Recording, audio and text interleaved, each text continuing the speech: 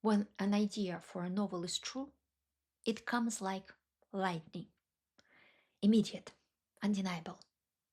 You begin to describe it, and people say at once, I want to read that. That is my hope for this book about the war in Ukraine. For now, I've called it The Snow Queen Looks for a Way Out. The Snow Queen is the nickname of my heroine, Marika Snegova, a vice president at a Moscow bank. She hides a devastating secret. Her daughter, Alisa, whom she once sent to Harvard Medical School, abandoned her brilliant future and went to Kiev to save lives. One day, Alisa disappears.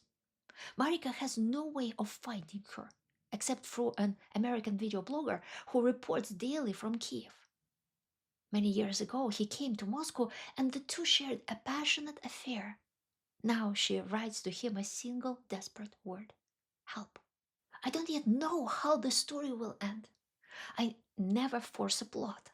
It must unfold in its own time, like a coded message slowly revealed under a special solution. A true historical novel cannot be fabricated. It must rest on testimony, memory, and lived truth. That's why my research immediately branched in three directions: Ukrainian, Russian, and American. The Ukrainians and Americans opened their hearts to me. They spoke freely, often with gratitude that someone wanted to listen. But the Russian side remains closed. I need to know how banks operate, what life is like among the powerful, and yet the people I once knew, people who could answer me, now have too much to lose. They simply ignored my letters. No matter, I have faith I'll find the voices I need. I always have. When I was writing about the Russian Revolution and the Civil War, I too faced gaps. And then, from somewhere, the right facts would appear, or someone would whisper where to find them. If a book is meant to be written, the universe clears the path.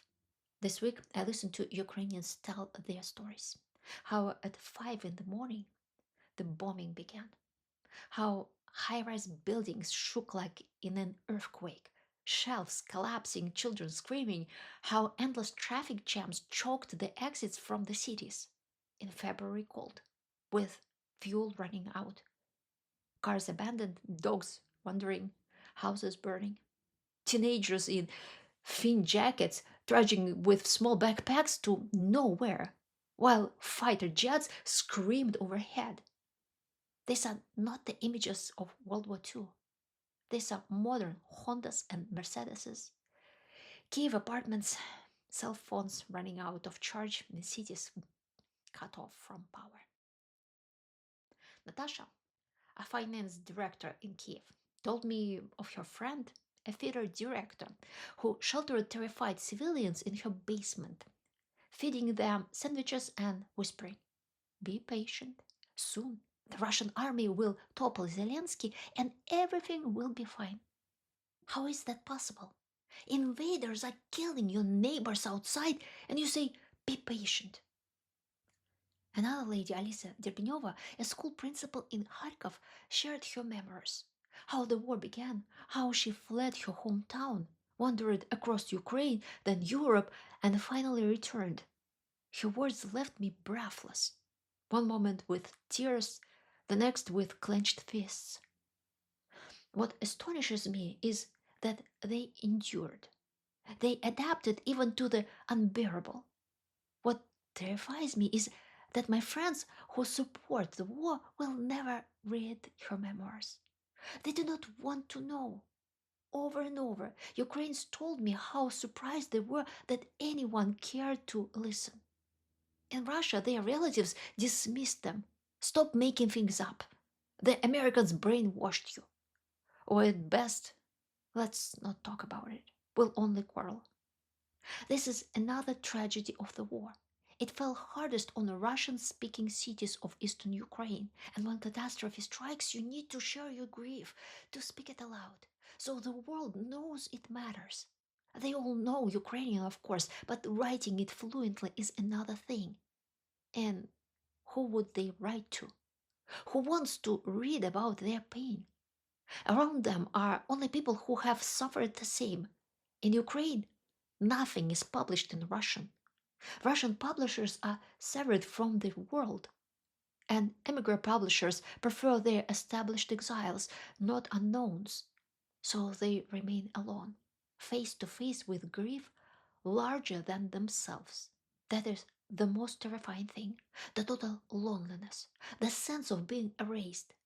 Even if you are strong, intelligent, capable, some men in Moscow have decided your life means nothing.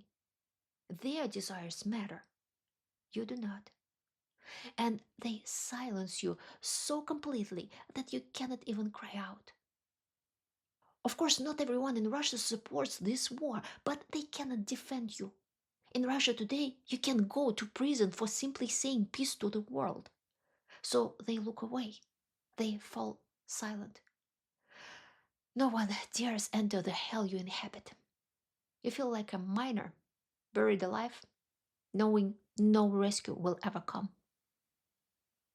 For a long time, I too could not bring myself to write about any of this. The pain was too raw. I no longer have a publisher in Russia. I don't have an agent in America. I'm not sure if anyone even needs what I write. All I have is YouTube. I'm not responsible for others. I'm responsible for myself.